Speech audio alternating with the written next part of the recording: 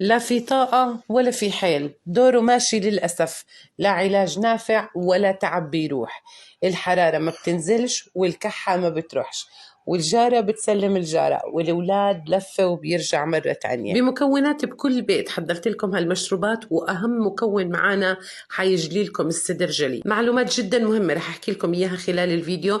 ما تنسوا تعملوا لي لايك لهذا الفيديو. نسأل الله عز وجل وإياكم إنه يوصل لأكبر عدد ممكن ونكون سبب بالعلاج. ونقول بسم الله ونبدأ. عندي هون نص حبة من الليمون، حاخد نص الحبة وأحطها بغلاية القهوة. لو حبيتوا تعملوا كمية أكبر، تقريبا ل3 أكواب بدهم حبة ونص من الليمون، مش أكتر من هيك. ضفت عليه كوب من المي، رفعته على الغاز ليغلي معانا تماما. بدك تقولي لي ملك إذا غلينا الليمون رح تروح كل فايدته؟ أبدا، الاحتقان سببه بكتيريا، وإحنا بنستفيد من الحامض اللي بالليمون اللي هو حامض الستريك، فما بتأثر بالحرارة. بالنسبة للبكتيريا فهي ما بتتعايش أبدا بالوسط الحمضي. درجة البي اتش بتكون واطئة، يعني باختصار شديد فيتامين سي هو يلي بتأثر بالحرارة، وإحنا بالاحتقان مش بعازل لفيتامين سي أبدا. أما بالنسبة للعسل فهو شفاء لكل داء. أنا قبل هالمرة عملت لكم الليمون بالملح بس للناس اللي بعتت لي إنه هم بيعانوا من الضغط، فحبيت إني أعمل لكم بالعسل، وفيكم تستغنوا عن العسل والملح تماما.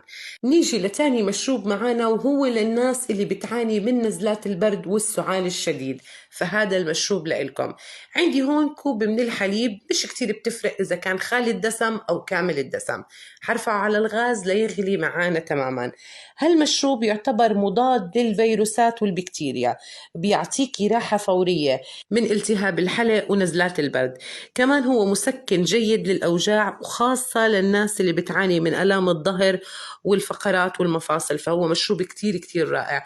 ضفت ربع معلقة صغيرة من الكركم للكوب الواحد، وبحليه بالعسل. كل المشروبات اللي ضفت لها عسل اليوم هو اختياري مش إجباري، يعني لو مش متاح عندكم العسل ما توقفوش حالكم أبدا. نيجي لثالث مشروب معانا، وهو تقريبا النينجا. عندي هون معلقة كبيرة من الزعتر، بضيف عليها معلقة كبيرة من اليانسون، وبحط كم حبة من الكبش القرنفل. تمام، بضيف عليهم 2 كوب من المي، سخنة أو باردة مش كتير بتفرق، ولو حبيتوا تضعفوا الكمية برضو بيمشي الحال. برفعه على الغاز على حرارة جدا هادية لحد ما يغلي معانا، بتركوا شي 4 دقايق، بعد هيك بستخدمه فورا. هالمشروب للناس اللي بتعاني من التهاب بالحلق، وأيضا التهاب باللوزتين. بالنسبة للزعتر بيحتوي على زيت طيار سبحان الخالق طبعا، وهو غني بمادة اسمها مادة الثيمول، وهي المادة صبايا بتقضي على كل ما يقابلها من بكتيريا وميكروبات، سواء الموجودة بالحلق أو بالجهاز التنفسي. يعني بيعمل كمضاد حيوي، بيطرد البلغم ويطهر الحلق ويقضي على التهاب اللوزتين. بالنسبة لليانسون فوائده ما بتقل أبدا عن فوائد الزعتر، بالإضافة لفيتامين سي وفيتامين بي اللي موجود باليانسون. وبتقدروا تطلعوا على كتير من الأبحاث اللي عملوها الألمان لفوائد الزيوت الطيارة اللي موجودة باليانسون.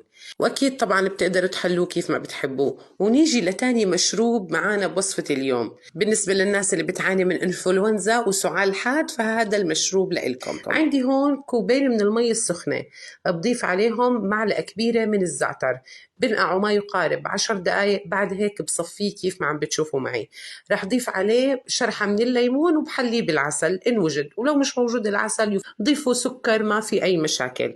يعتبر هالمشروب اختيار جيد للناس اللي عندها الإنفلونزا الموسمية، أيضا للناس اللي بتعاني كتير من مشاكل الجهاز التنفسي. رح يعطيكم راحة فورية ويقضي لكم على كل هاي المشاكل تماما. ونيجي هلأ لأهم مكون معانا، وهو الطحينة.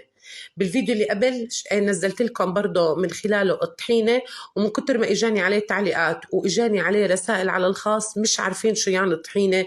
الطحينة بالعراقي هي الراشي، اما بالنسبة للجزائر اتوقع بيقولوا لها الرهش. تمام، هي الطحينة. بتقدروا تكتبوا على الجوجل طريقة عمل الطحينة بالمغرب، طريقة عمل الطحينة مثلا بالتونس، أي بلد أنتم موجودين فيها استعينوا بجوجل إن شاء الله إنها بتفيدكم. طبعا بنستخدم الطحينة للناس اللي عندها كحة بتخنق، عارفين يعني بتخنق وما إلها عمر معين، من 10 شهور ل100 سنة بيقدر ياخد معلقة كبيرة من الطحينة.